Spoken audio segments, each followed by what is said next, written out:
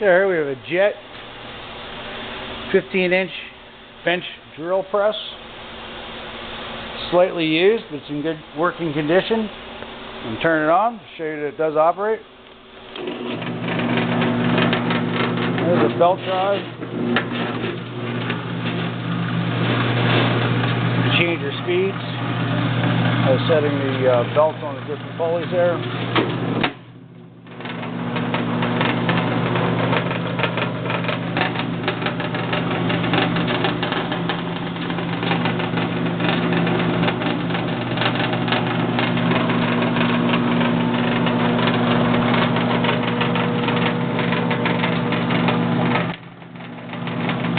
There's a lamp.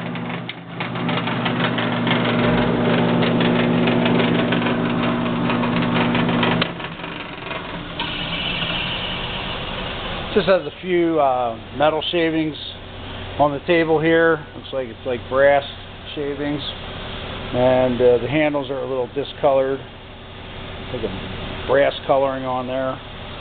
Other than that, it shows minimal signs of use.